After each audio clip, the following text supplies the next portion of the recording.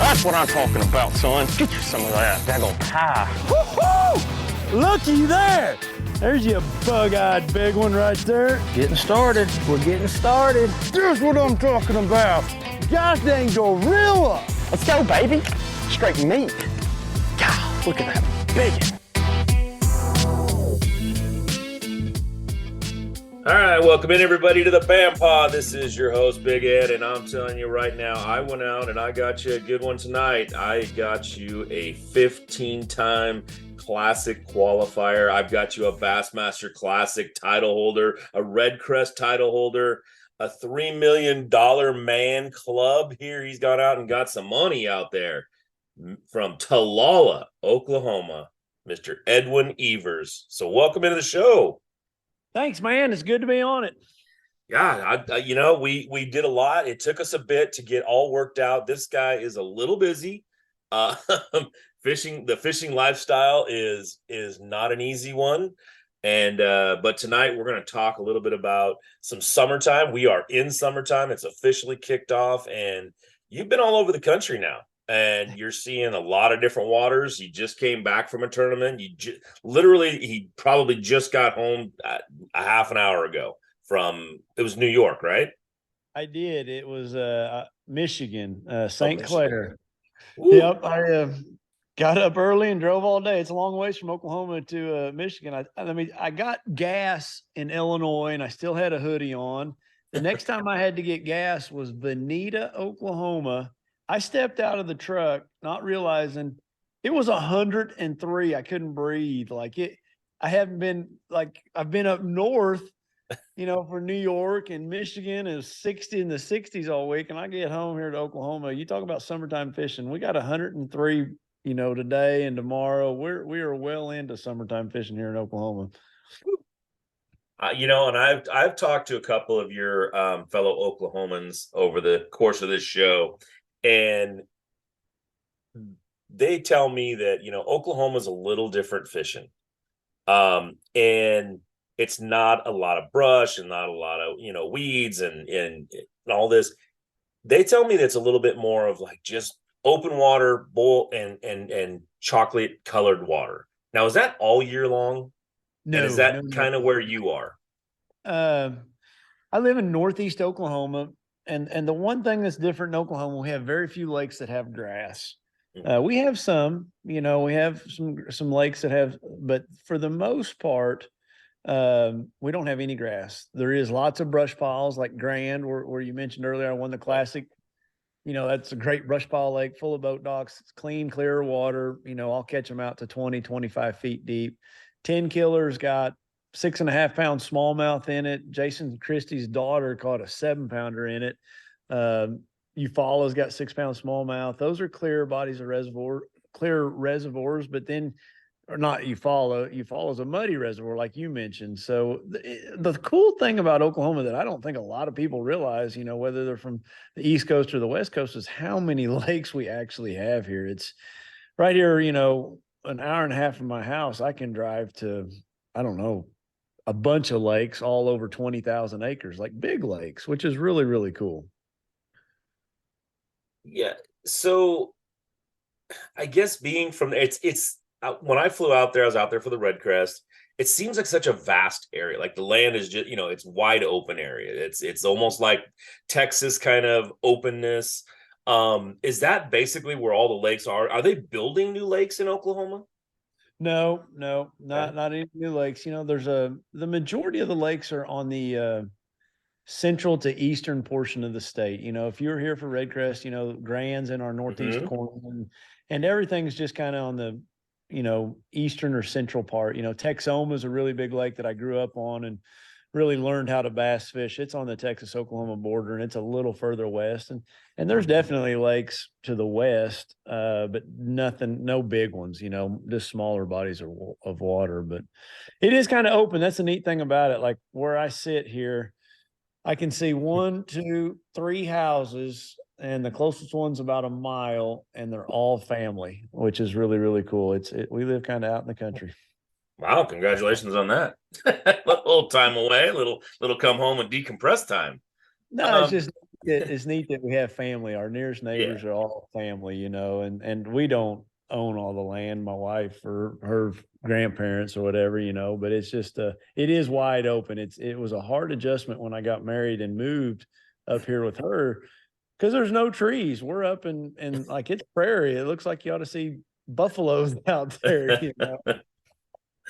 Oh, that's awesome. Yeah, and that's what I kind of noticed when I was there too. Is just like that is an open area out there. But let's, I think the whole, the summer transition thing. This is a time of year for fishing that really, I think I want to say bewilders people a lot. Fish start moving around. They start going into what, we call their summer haunts. They've changed up. They're not exactly always shallow. They are shallow, but then they aren't shallow. There's so many different nuances to summertime fishing. And you being, the guy that you are, the legend of this sport that you are, you've learned how to figure this out a little bit. And we won't go into Michigan, but as we kind of talk about this a little bit, I'd like to maybe get out of your head a little bit some of what you've seen coming from all the way from Michigan, coming from your tournaments before that, and just what's kind of transitioning and what you usually do in this transition. A big thing that an angler, no matter what part of the country is from, and they're going to go start attacking their lakes in June and July and August, summertime fishing, is you need to determine if you've got water flow through the lake. And I'm not talking necessarily about rainfall. I'm talking about generation or, it'd be generation or locks or wind even. Like if you've got a long, narrow lake, wind can move a tremendous amount of water. But if you have a generation schedule where they produce electricity, and a lot of lakes here in Oklahoma, they have generation on some of them, that's going to be the number one thing I would want to know as an angler, because that is going to tell me how fish are going to position and where to look and maybe the time windows where those fish rely on that generation. As far as a starting depth and those kinds of things, I always have a rule of, if I can see a bait 5 feet deep, I need to start at least 10. If I can see a bait 7 feet deep, I need to start 14. I just double the number of how deep I can see a bait down in the water. And that's just a starting point, but it's a place to start. And, the other things that if you've got dirty water, then obviously it's shallow. A big thing in the summer also to think about is, the thermocline. Everybody's kind of goes swimming and like when you go swimming at this closest lake here to the house, the name of it's U.S.A. It's like a 27,000 acre lake. And when you go to jump in the water and you can feel down at your feet, the water's cold, like really cold. Well, that's the thermocline. And that's going to be different according to the water clarity. The dirtier the water, the shallower that thermocline is, the cleaner the water, the clearer the water, the deeper that thermocline will be. And that's kind of another starting area, and you can see that thermocline on your electronics. You turn the gain up or the sensitivity up, but I'm rambling, so I don't want to keep going. No, everything you're spitting is really good stuff. So people should be listening. No, those are just some areas to start, it's always a big problem. Just like, I haven't fished here in Oklahoma now in a month or so, but if I was to go out to let's say Grand or Eufaula, I'm going to look at the watercolor and pick what section of the lake I want to fish and look at the generation schedule. Fish got to eat in the summer. And as far as baits and those kinds of things, I generally like to, and I am talking strictly offshore fishing. And then we can get into shallow water summertime fishing. There's a whole different deal. Like the whole opposite end of that spectrum is like a pond or smaller bodies of water. Well, they don't get deep. It's back to that thermocline because it's dirtier water. The water doesn't move and they're not going to be deep in a pond during the summer because there's just no oxygen below that thermocline level. But that's a whole nother story. But, as far as baits and where to start and those kind of things, I'm going to use my electronics. I'm going to figure out what depth I'm seeing a lot of shad in. And then, if I've got a big long point, I'm going to idle around that point and I'm going to look and hopefully see some fish or a brush pile or a rock pile or some irregularity on there, and then see some fish. And that's where I'm going to start. If somebody's not comfortable enough with their electronics to do that, then I would pick up a crankbait and I'd crank all the way around it. I would not take your time with a slower dragging type bait until you find them. I'm going to use a bait that I can cover a lot of water, and you may just feel a fish nick at it. They may not be the perfect bait to throw, but they'll at least show themselves and tell you where you need to slow down and start fishing. Okay, and I think that's a really important point right there, is that you like to attack the water. You find that structure, you find that rock pile, you find that grass, you find, not grass, but the wood and that sort of thing, and you go after it with some kind of a moving bait, some kind of reaction bait, something that you can get them to chase, and then you slow down and go at them a little bit more in the summertime, right? That's kind of the Yes, sir. Yes, okay. Sir. Now is that with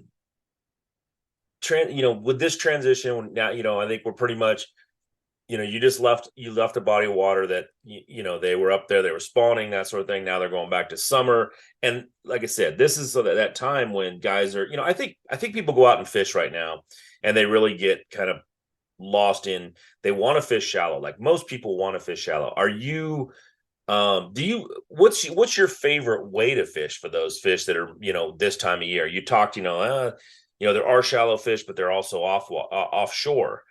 Which one do you kind of prefer? Bass Angler Magazine is your guide to better bass fishing. Bass Angler is dedicated to helping you catch more and bigger bass no matter what time of year or where you live. This is not your ordinary fishing magazine. Every issue is jam-packed with 30-plus articles from the world's best bass anglers. Bass Angler Magazine is available at bassanglermag.com, Tackle Warehouse, Bass Pro Shops, Cabela's, Gander Mountain, Walmart, and better tackle shops everywhere. Bass Angler also makes a great gift for any angler. Get Bass Angler today and start catching more bass tomorrow. Visit bassanglermag.com or your favorite tackle shop. This is not your ordinary fishing magazine. bassanglermag.com. This time of year, I love to throw a crankbait. Just the bite, the loading of the rod, covering water. The biggest fish will generally eat a crankbait in a school. And I've just had so much success on it, and I have so much confidence in it. Give me a chartreuse and blue back, dredger 17.5 or 20.5 or a sexy shad, give me those two crankbaits and, let me tie it on a 7'10" rod and throw it as far as I can and wind it in as fast as I can. And I'm going to cover a bunch of water, and I've got a ton of confidence doing that. Now, with that said, if I understood your question, like one of my most favorite things to do is to throw a topwater and a walking bait this time of year. If you're really attacking, the other side of that coin is if you don't have generation and you don't have water pulling through the deal, then to that topwater, you're going to have a lot of fish suspended out there. And, topwater is a great, great bait to catch those fish.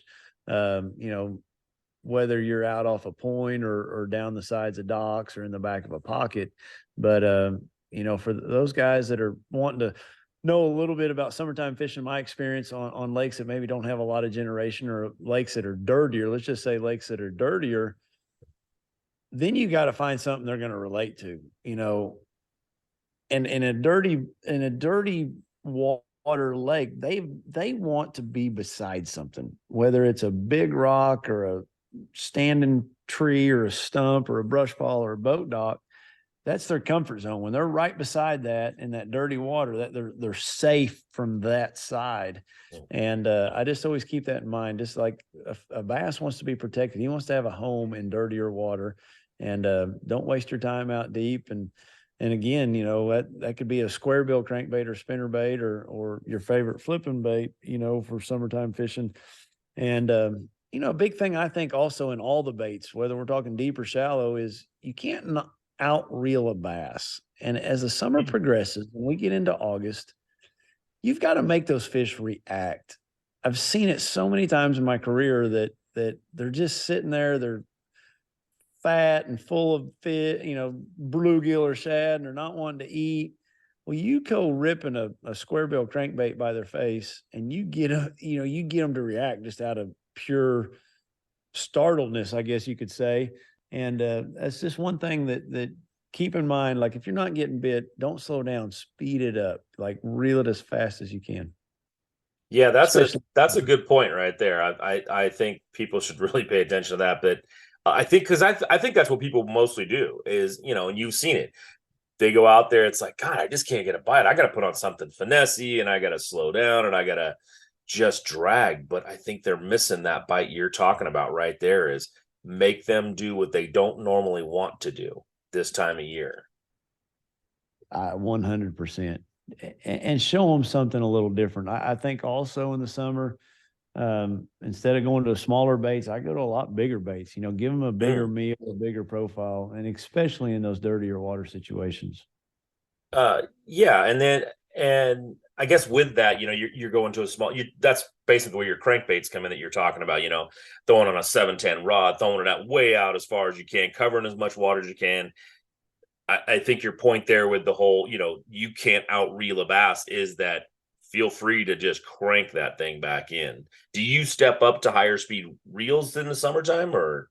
No, I don't. Unless you just have to. If I'm burning a spinnerbait, the problem, like with a big crankbait or a square bill, you put a 8-3-1 reel on, you just work yourself to death. Like, you can't hardly reel that thing in, even at a medium speed, because of the gears of the reel. It's kind of like a pickup truck. We had those old ones with 411 gears. It would pull anything with a little bitty motor. It's the same thing with those reels. The little bit slower gear ratio reel, I can reel it faster just because it's geared better to pull that big crankbait in. Right. Oh, that's good. That's good point. As we kind of go with it, you said something in there, these fish start to suspend. And a lot of that is with lakes that don't have a lot of generation. Is that the biggest, difference you find with lakes that have maybe, like the Tennessee River system, where there's always water going to be flowing through there? As soon as they open up one of those locks, or as soon as they open up the generation, they start pulling water. Do those fish automatically start to go to find some structure, or are they, always looking for structure? And when they do pull that and they start to get that generation going, or when they're not pulling the water and they're not generating water, do those fish naturally go out and suspend? And you have to fish for them a totally different way before they start the generation? Absolutely. So, like, when that generation starts, you can see it. Those fish are roaming. They're up off the ledge. They're up off the cover. They're just up off the bottom, roaming. Because they have to taste the stuff's not coming to them. It's not like it's so much current they got to get out of the current. It's just not coming to them. But when that generation starts, a lot of times, man, they get down on the cover or get wherever they're at, because everything's going to start coming to them, and they know if they sit there, it's going to come by. The current has to go up and over that hump or that ledge or that rock pile, and I guess it makes it for the prey easy. That's why you see, when they're not generating, where baits like a big spoon or a hair jig or maybe a swim bait up in the water column tend to work really well. And then when they're generating, it's more of that crankbait, something that goes to the bottom, or dragging a football jig or Carolina rig or something like that. Kind of in that, you also said size, and I think early in the year, most people want to think about being more diminutive, more, and a lot of guys that I've interviewed have talked about that. It's like, oh, you want to stay small because that's what the bait is, and you match that hatch. As they get, summer grows and summer gets going, you start to have these fish that are, the bait fish are basically getting bigger, right? I mean, there's going to be, just growing up and getting to a larger size. Do you still think about throwing smaller stuff at all, or because you said you really like to throw that bigger bait, is this the time of year to really start throwing something that is, just much more of a meal because that's what they want? It seems like the fish are a lot more active right now. There's a couple of things that factors into the size of the bait that we're going to throw. One is probably the number one thing is your water clarity. So with a little bit more stain, like, and let me just like compare like a beaver lake versus a table rock lake. Okay. They're very close in proximity. They're on the same, White River. Beaver is Gurgian clear, like 20-foot visibility, 25-foot visibility. Table rock is clear, but not that clear. Like maybe at the lower end, it's 10 foot. You go up the lake a little bit, you get 4 to 6 foot, and you go up a little bit more, you got 2 to 3. So in those situations where you have that gin clear water, you can't get away with big baits. It's just not an option. When you have more stained water, you can get away with those bigger baits. The other thing then that you have to think about is fishing pressure. And so many times, like a square bill 1.5 size, that's what 90% of the people are going to throw. And I think about what are the majority of these locals out here throwing today. And in those situations where you got fishing pressure, you've got the option to either going much smaller or much bigger. And that's another instance where I'm going to think about what size bait I'm going to throw. A lot of times it doesn't really, I don't think a lot about, man, I see those shad right over the side of the boat. Those things are 2 3/4 inches long. I need to match that. I don't really think that way because I know in the lake there's going to be all sizes of shad. There's gizzard shad, there's bluegill. And if you're fishing for bigger fish or trying to, you want to make your bait different than the gazillion shad that are swimming out there. So a lot of times, that's another thing that I'll think about. You've mentioned shad mostly, a lot of bait fish where, there's so many out there, and you being all across country, I know you see so many different lakes that have so many different kinds of bait fish in them. In the summertime, do you use a lot of jigs? Do you totally say, hey, if they're nothing but out there eating, bait fish, they're chasing shad, or if they're chasing, threadfin, or if they've got, blueback herring, whatever it is, and they're chasing the bait on a consistent basis, do you ever stop and say, you know what, this would be a great time to start throwing crawdad imitations because they're going to eat those? Or are they just not that prevalent in the summer? No, jigs are a big arsenal, big weapon in the summer. I'll go through let's say we pull up to a deep spot that, fish are. I'm going to start off with that crankbait. Then I'm going to, probably throw a swim bait, then maybe throw a hair jig, then maybe throw a jig or a stand-up worm, and then maybe a drop shot. And then I leave. I go through my 5 or 6 bait arsenal. But to your jig question, I don't think a lot of times that jig in 20 feet of water, that fish thinks it's a crawdad. Yeah. And why I say that is I don't think there's a lot of light at 20 feet. I don't think they can see it. I think they feel the size of the bait from their lateral line. And when you go to stroke that jig up off the bottom and then let it free fall back, they're just thinking it's a shad trying to get away. Yes, there are times when we throw a jig and instances flipping a jig and other things that it is imitating a crawdad. But, in my mind, I've always said that a jig would be if you had to let me have one bait, that's the one I want, because I can imitate a bluegill with it. I can imitate a shad with it. I can imitate a crawdad with it. You can do a lot of things with the jig and the profile of it and the colors that you choose and the trailer you put on it. It's just such a versatile bait. But to answer your very first question in a nutshell, yes, I always have a jig tied on in my boat. If you catch me not having a jig in that rod box, you better check my temperature, make sure I'm feeling all right. All right. Yeah, because I think in people's heads, that's what we naturally think. Oh, I'm gonna throw a crawdad. But I feel like what you just said is that, these fish are, if they're mostly looking for shad, pick something, maybe a color or something, if you're going to throw that jig or a swim jig or one of those that actually matches more of that. Because, and I guess that leads another question, is the colors. In the summertime, I feel like there's a big change. Like people want to throw, the green pumpkins and the browns and all that stuff in the wintertime to really, fish are a little more lethargic, and they want it to be, match the hatch, be really close.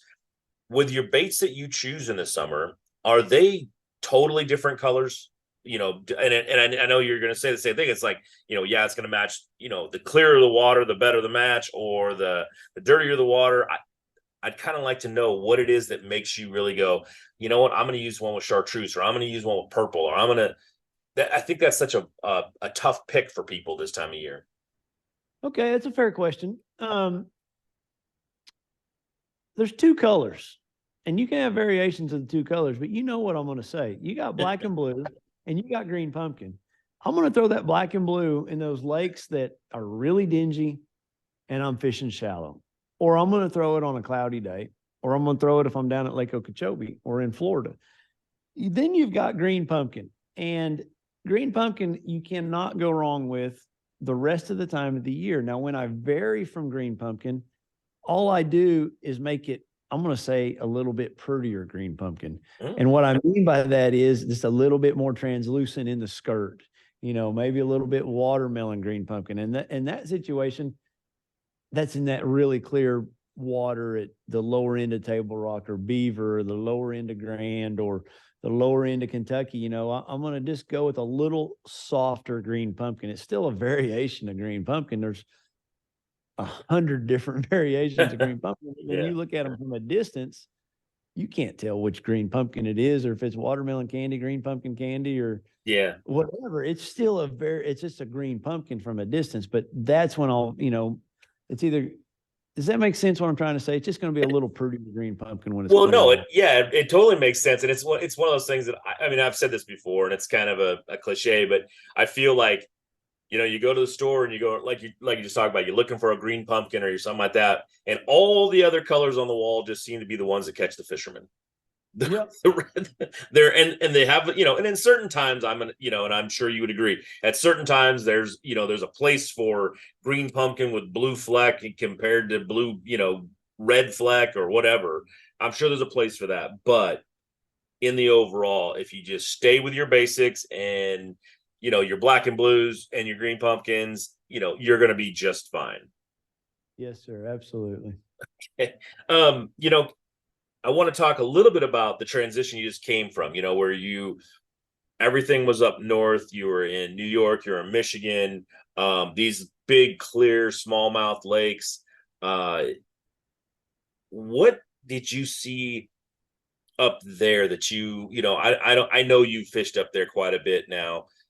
Do you really enjoy that kind of fishing, or is that something that you're, coming from Oklahoma, coming from, the way you like to fish, is that just kind of out of your comfort zone, I guess?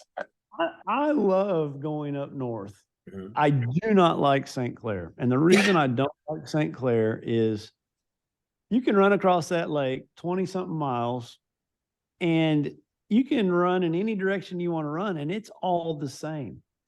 I come from a background, when I look at my map on my locator, I was like, okay, well, this is a point, this is a channel swing, this is a hump, there's a flat here that tapers off to deeper water. A bass can literally spawn from one shore of that thing all the way to the other, with the exception of the channel in the middle. There's just nothing different on it, and that's just super frustrating. You can fish 2 mile stretch and miss them by 100 yards. They could be 100 yards to your left or 100 yards to your right, and you don't know, because there is no difference. Grass is everywhere. It's just a very flat tabletop across that lake. And other than St. Clair, heck, I've won on Lake Erie with all smallmouth. I've had some really good events, up north in a lot of those other smallmouth areas. I love that kind of fishing, because when you find them, you find them. And you can't slip up and have a bad day when we go up north. It's a lot of fun, and I really like fishing up north.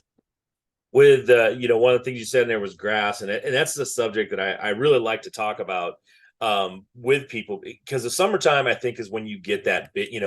What we in the winter, in the spring, I don't think you see the grass as much, but now as summer's coming on, that grass is going to come up. It's going to be matting. You're going to find these big patches. You go to lakes like Gunnersville and things and it's just going to be huge amounts of grass out there.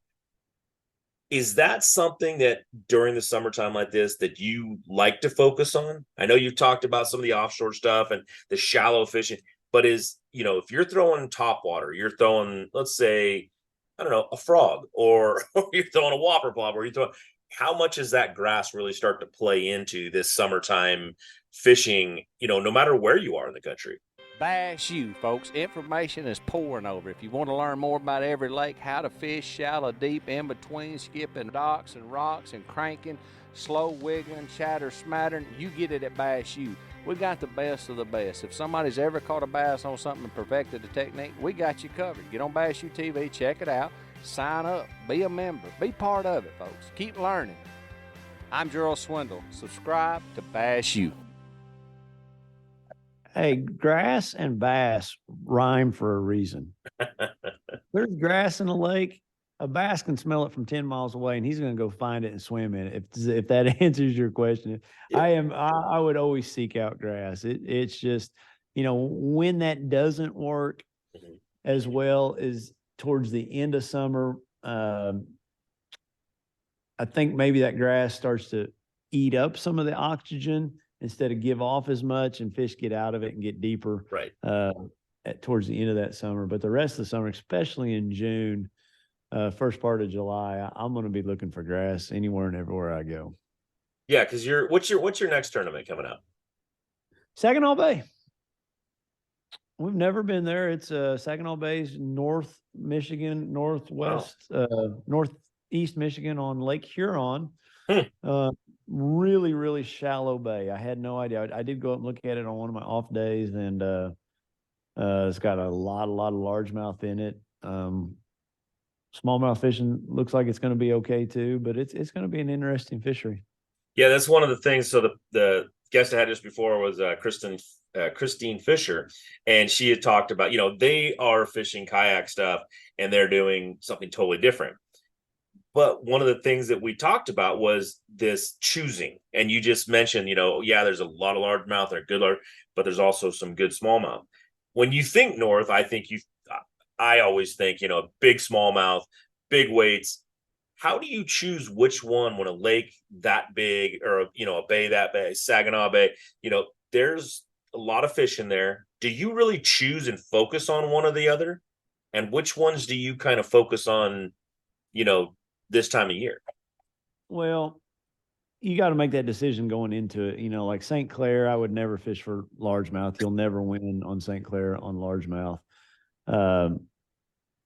Most of the Great Lakes, you have to pick one, I guess, what you got confidence in. Ott Defoe, he'll go to St. Clair and he'll fish for largemouth the entire time, or at least in and around largemouth, because that's his wheelhouse. So part of that as an angler, if your wheelhouse is smallmouth, your wheelhouse is largemouth, that's what you need to go with, what you got the confidence in.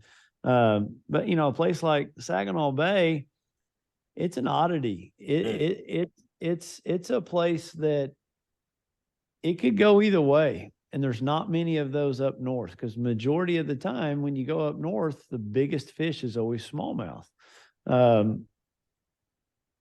It is. I'm trying to think of an instance that it's not. The other tournament, the other lake up north that's an oddity a little bit is Champlain. It kind of goes both ways, but here recently in the last few years, it seems like smallmouth are always winning there. That's the biggest fish in Champlain. But the rest of the Great Lakes, it's just up north. The smallmouth grow bigger than the largemouth. They do better. Well, I mean, that's and that's pretty much what you think of when you're up there. Now, when I think of Edwin Evers out fishing, I honestly don't think of you with a lot of finesse stuff in your hands. Do you find that fishing for smallmouth is more finesse? Because a lot of the guys that I see fishing out there for smallmouth on tour, they're sitting there with a spinning rod and they're doing their thing. How comfortable are you with having, to slow down and fish that way? Fish with finesse or fish with that? Because when I think of you, it is a power guy that loves to cover water and just get out there and throw the meat. Well, I'm glad you think of me that way. I wish I could say that I'm able to do that everywhere I go. But in the reality of this day and age, I've won more money on a spinning rod and 6 and 8 pound test than I probably have with a flipping rod or a spinnerbait rod in my hand. That's the stuff I love to do and I'm most comfortable. But just the way that our tournaments are lined up and the pressure that's on these lakes, I would venture to say, I'm almost won $4 million in bass fishing, and I think a big portion of it's come on a spinning rod. So, if not majority of it, it's or a spinning rod's been a part of it. Every tournament win. I'm very, very comfortable with it. Early in my career, I hated it. I had bad names for spinning rods, not nice things. I would never fish deeper than 5 foot. I wanted to be Denny Brower. And that first year on the top 150, I was 142nd place. And I was like, man, I've got to learn how to fish a spinning rod. So I knew some friends at Table Rock, and I went and I spent a lot of time with them and getting more comfortable fishing deep. And, a couple short years later, I won a top 150 on a spinning rod, so I had to make it a strength, and to compete at the level that we all compete at on the tour, you can't be one dimensional, and you can't not be open minded to a spinning rod and how many extra fish at the end of the day that thing can put in the boat for you. Yeah, it's actually one of my favorite questions to ask guys, because of the fact that I think, I came up the same kind of way watching some of these really great fishermen, the Rick Cluns, and, even, just some of these great fishermen, Shaw Grigsby, all these guys fishing that big power way. And that was like the way that people thought about fishing. But just like you said, you've probably won more money on that finesse rods, but nobody still, to this day, people don't want to admit that they picked that finesse rod up. And I think it's a stigma. It's not very manly. Right. But you're seeing, I don't know, Jordan Lee would probably differ. And, there's so many other guys out there who are Aaron Martins, here's a name, and that guy you'd never catch him without a spinning rod. He's a West Coast guy, but that's what it was. He taught us all how to do it. Yeah. He wrote the book on it. Yeah, and it's so different, because we're, Bass Angler Magazine, we're out west, and it's so interesting for me to see the way that as I've traveled around the country now, and I've seen different waterways and I've fished different waterways, sitting in Florida, and they're, hey, let's go fish some deep water, and they move over to 8 feet of water and they're fishing going, we're on it. And it's like, right. What? Deep? What? When do we get to the deep stuff? Because I'm used to, Oroville just came up 200 feet, and what it is. Shasta, clearly, all these things. So it is different to see that you have to fish, with a spinning rod sometimes out here just to catch a fish. How much has Mead and Powell come up? I actually don't know. I haven't been paying attention to them. They're not ones that I go to a lot, but I know that Mead, last time I just heard something about that. It was actually come up like double what it was during this drought. Are you coming out to the U.S. Open? No, I it's a dream of mine to go fish that one day, but no, I'm just curious, Yeah. Back here, you just see everything in the news, and the news kind of blows stuff up, how bad it was. And it was bad, but now nobody's talking about all the rain and the water is catching. So yeah. No, it's definitely different. And I think of that when I think of Oklahoma too, is it's like you guys are, it seems like Oklahoma's in a constant state of drought, but at the same time, the lakes always seem pretty full. Yeah. Our lakes stay full. So we need some rain bad, the rest of the state. Yeah, but now you're going up, and you're going up to Saginaw. You're going to be fishing up there. Do they turn back down and come back down this season? Down south or down into the middle? No, Saginaw Bay will be our final event. Okay. And then we go into the team series, and they haven't announced the locations of the team series yet. Generally those are all over the country. So pretty exciting. I am on Josh Bertrand's team, a West Coast guy, and Marty Robinson. So I feel like we got the country really covered. We got me being in the middle, and Marty on the East Coast, and Josh from the West. And I'm pretty excited for those guys being on the team. Are they going to keep the team series in the format of every fish counts? As far as I know, they are. Okay. How have you made that adjustment this year with the new do you like it with the 5 fish limit on the Pro Tour? It is way easier. It's so much easier. I mean, it's just way easier. I don't know how to say it any different. I go out there at the day and I can breathe. Between fish catches, I don't have to feel like I have to catch every bass in the lake. If you're not reeling one in, you're falling behind in that every fish format. And the 5 fish deal is way easier. Now, Randy Howell told me this, and I'm just, this is what he threw out. And he is one that has been, hey, he likes the every fish counts format because of the fact that he feels like it's made him a better angler because of just what you said.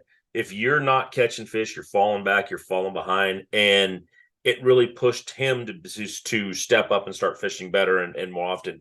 Have you found that in this whole, I guess, the rebranding of our sport, came from that kind of fishing? Have you felt comfortable in that, or has it made you become a better fisherman? The every fish format 100% made me a way better fisherman. Just it taught me how many more fish were in any given area than I ever realized before. I'd always leave after you catch 3 or 4 thinking they were done, and that every fish format, I was like, holy smokes, there's a lot more fish here, because you'd sit there and you'd go through a lot of different baits and you would just try to continue to get a few more bites, and then you'd figure out something else and you'd catch 20 more fish there. So it taught me a lot, made me a lot better fisherman, no doubt. Randy hit the nail on the head. So with that said, would you ever like to see it come back? I was a big proponent of every fish catches. I think it's like I said, it's a lot easier right now. So, me, I've been successful at both. Yeah. The 5 fish deal is way easier on me, but is that better? No. I see how the fact that we can relate to the general public, the whole story behind all that. When the every fish format came about, there was a set of scales that really should have came to fruition that we thought would be a household. Hey, hold on, my dog. Hey, hush. Would be a household item. Like everybody would be able to have these scales that hooked into your electronics. And when you go fish on Wednesday night jackpot at your local tournament, local lake, you would be able to fish the every fish format. And the general public would feel the pressure and know what we were going through with that. Well, those scales was going to be a huge, huge investment. And they're still in the process, but it's light years ahead of us. And so with the 5 fish format, I feel like my buddy up the road, we can all back to relate. It's just nobody relates to catching 150 pounds of bass because they've never been able to document that like we were able to with the iPads and the score tracker. And so, to answer your question, I think it's light years ahead of our sport, the every fish format. I don't think the technology is not quite there yet for that format. And I fully understand what you're saying in that the guy next door can understand what it's like to go out and catch the best 5 fish. Say, hey, you know what? I had 5 fish and they were 25 pounds today. I had a great day or whatever. Or, I caught 5 fish today and they were 10 pounds. When you're talking about, watching these events now, I think for me, that's one of the things that MLF has done so outstandingly well. Is they've made this a TV sport that you can watch it. For me on the West Coast, it's a little tougher because I always miss the first period, just still asleep, while you guys are fishing. But it comes down to one of those, where I'm watching it, and the one thing I really liked was just what you said earlier, that it's become easier now, but I feel like the last period sometimes can almost be useless because, somebody goes out and let's say you're having a great day. You go out there and you're sitting up by 10 pounds. And this is a lake that just isn't putting out an extra 10 pounds. You're on some lake and it's like, nope, biggest fish you're going to catch is 6 pounds in here. It isn't going to happen. And you're, 14 pounds ahead. Guys aren't catching you. That's the only thing that I think I have seen that I just go, it gets a little more boring. Before, when you were out there and it's like, yep, Edwin's sitting in first and he's got 27 pounds and he's up by 27 pounds. It's like, yeah, but he's not safe. All of a sudden, you could feel that just like, well, who's going to come get him? Because every fish, they start catching them. And I'd see, guys like yourself, they're sweating still. It's like, I got to keep going. I got to keep going. I got to keep going. Do you feel that yet? Or do you feel that now with the way this is, that sometimes it's like almost too daunting of a task to come back to take that win? For nearly 100 years, Grundens has built gear you can trust to keep you fishing no matter the weather conditions. With head-to-toe coverage of high-performance outerwear, sportswear, footwear, and much more, it's no wonder Grundens products are backed by some of the bass fishing's most prominent figures, such as Skeet Reese, Randall Tharp, Adrian Avina, and Jonathan Van Dam, just to name a few. Grundens. We are fishing. If you look at, let's say, today's results, there was a 3-way tie for 20th place. Mm-hmm. So it's made it, the 5-fish format has made it a lot tighter at the cut lines, and you don't have the runaways. Like with the every fish counts format, it showed some major weaknesses of a few anglers. I myself included. I'll throw my, we're in super events. Jacob Wheeler or Dustin Connell, somebody that was really got dialed in, made the rest of the field look silly. Just because they had something so keyed in that they figured out. Well, it's kind of brought that back down to an even playing field to where, man, you just need 5 bites. It kind of goes both ways. It's made the cut line tighter. But I also don't feel like I've seen the blowouts with the 5-fish format. Okay. I mean, that's fair. That, to really walk back and say, okay, what, like you said, there's not a big blowout all the time, or there's not one that just gets away. But it's, I just like to hear, your opinions on these things, because you're the ones out there doing it.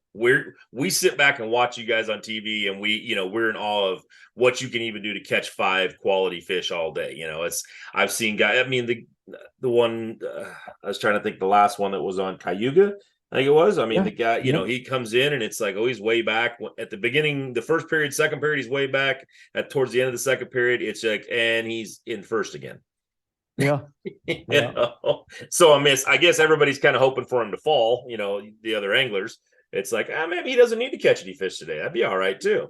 Same thing that happened to me at Gunnersville. That second day, I didn't have anything. In the final 30 minutes, I caught 22 or 23 pounds and made the knockout round, So in an every fish format, I don't know that would have been enough, I don't know. There's many interesting things both ways, but I think it's made the cuts much more drama packed for the television show. Yeah, I would agree. I would agree on that. The bottom end is a lot getting into the final day. It is a lot more competitive there for sure. With the 5-fish limit, we've got, it's about 15 minutes now.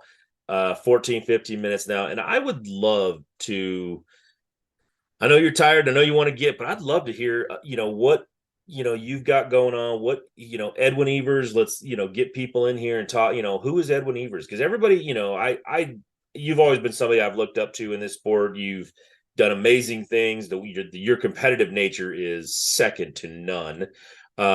It is very fun to watch you out there. People tell me I'm like super competitive or intense, and I'm like, man, I don't see myself that way. it's just funny because like Andy and I was giving me a hard time about it this past week, but I guess I am competitive. I don't like to lose, and I guess maybe I show that too much. I got to figure out how to not show that so much. Why? I don't know. Isn't I don't that know. what this sport is all about, is winning these things? I mean, we go out there. If you went out there, all of a sudden Edwin's just out there trying to lose, I'm gonna lose a little respect for you here. I think you out there driving and making it a competitive nature and showing that you have, I mean, I'm not saying you're old, because you're not. You're 48 years old. You got plenty of youth in you. You got plenty of, I mean, Rick Clunn's still out there doing this. So Gary Klein's in the cut right now, right? So these are guys who are a lot old. I don't want to say a lot older. I like those guys, but they're a little older than you. And these guys have got passion. I love to see the passion on the water, and you show it in bucketfuls. So don't stop doing that. All right. Well, thank you. Thank you. Thank you. But I'd love to see why, talk to us a little bit about what Edwin Evers is and what you think, what do you think you are if you don't think you're competitive and, you're out there? I don't know. I am competitive. I feel like if I'm going to be away from my family and my kids, my grandson now, I just put it all, I put everything into it. Like every ounce of my energy is in it. I'm not there to have a good time. I'm not there to watch TV at night, to watch the ball game, to listen to the radio. I am there to work and to win and to provide for my family. And that's how I look at it. And I just, people think that fishing's fun. Well, what I do is probably not fun. There's fun moments in it. When you're catching them and, sunrises and sunsets and being out on the water. Yeah, that's all fun. But I'm also working at it really hard. So it's fun to come back home and go fishing with my son just on a Sunday afternoon when it doesn't matter if we catch them or we don't, that's fun. But doing what I do, I feel like a lot of times it's a job. It's like I treat it like a job, and it's a lot of fun when you win. What, there's a couple things in there that I heard that I don't want to say it's been a theme, but it has definitely been something that a lot of the anglers have talked about recently. And that is the time away from home, the time away from family, missing things. What is it about this sport that is it just tougher because of the schedules? Is it something that you've noticed, and is it something you feel out there on the water? What do you mean tougher? Like just being away from home, how much did you watch your kids grow up? Did you miss things that you just totally regret in this life? That, fishing is such a difficult sport. And it's one of those things that I think I've asked so many different pro anglers, what do you tell the youth coming up? How do you keep going forward in this? And almost every time that, hey, go into marketing, get this. And then there was one guy, and Josh Palmer, and he said, I don't know, enjoy the time that you have with your family as much as you can, because when you're on the road and you're out there doing this sport, you are not home and you miss a lot of things. Do you really feel that or notice that? Oh, 100%. 100%. It's the only regret I have of the career choice I have. And fortunately, I've got I feel, a wife that fully understands, and my son and my daughter, you do miss stuff, but at the same sense, when I am home, I give them 110% of all my energy and attention. And, I'm home. I'm not like, on the phone or doing other things. I'm trying to do things with them as much as I possibly can. So it's just part of it. Would I change any of it? Absolutely not. I do miss the kids and the wife, but in the same sense, they've got to travel a lot of the world with me and see things that they never would have seen if I hadn't been a bass fisherman. And same thing goes for me. So there's a trade-off to everything, and I'm not complaining about it at all. I feel very, very fortunate and blessed to be able to do what I do and love what I do, and just make the most of the time when I am home. Okay. I mean, that's a fair statement that, you do miss it, but you picked a sport, you picked a career, you're staying with it. I mean, nobody, you don't hear a lot of doctors complaining about what they do and the time they miss, but what's the future for Edwin Evers? I mean, not like I said, I don't think you're getting up there. I think you're right in the prime of your career. I think you've still got a lot to give, a lot to do, a lot to win for sure. And there's a future in it. Where do you see yourself, going here soon? People ask that all the time, and I don't have an answer to it. I'm having fun. I feel like I'm very competitive. Yeah. Up until this week, I was in the hunt for Angler of the Year, and if I had a 20th place finish here, and that 1 4-pounder yesterday, if I catch that stupid fish, I'm fishing today. And would have been in an Angler of the Year hunt at 48 years old against Ott and those guys that are younger. So as long as I'm having fun and I'm competitive, I don't want to be doing it. I don't think at Rick Clunn's age. I don't know that. I'm not at his age yet, but I'm enjoying it. And as long as I'm enjoying it and I'm able to be home for Easter and Mother's Day and 4th of July and big holidays like that, I'm going to keep doing it. If the league all of a sudden started scheduling on top of some of that stuff, then that kind of changes your fun aspect of it. Right. Yeah, I mean there are sports out there that are football, on top of Thanksgiving, on top of Christmas, on top all these things, and they're out there working on those days. Now they get the rest of the year off for the most part, but and that's probably the difference. It's a complete different money level. Right. And that's basically where I was going to go with that too, is do you feel like this is going in the right direction financially for young people coming up? I mean, Jordan Lee's made a lot of money right now. Guys, some of these really young anglers that are out there, I struggle to know all of them because there's so many of them coming in now. But do you feel like they're getting the benefits of the hard work that you've put in beforehand, in the years before? I think the future's bright for fishing. I really do. I think, I think there's always room for improvement and growth, but our core audience is not going anywhere. If anything, it's grown a little bit through COVID. Is there going to be people flying around in private jets? No, but are people going to be able to make a living doing something they love to do? Absolutely, yes. And the harder you work, the more successful you're going to be. And it doesn't come down just to catching bass on a stage or, on Score Tracker. It comes down to the work you're going to put in for your sponsors and the time, when you're not in that bass boat at an actual tournament. So, no, I think the sport's in a good shape and going in a good direction. And that, and that was kind of going to lead me up to my next question with that was your sponsors. You've got a lot of good sponsors. You've had them some of them for a long time. What is your basic, I guess, take on where the sponsorships are right now and guys going out and getting them? Guys going out, new anglers coming in and trying to work with these guys. What can you teach them with the experience you've had holding on to some of the guys that you've held on to for so long? Just, man, the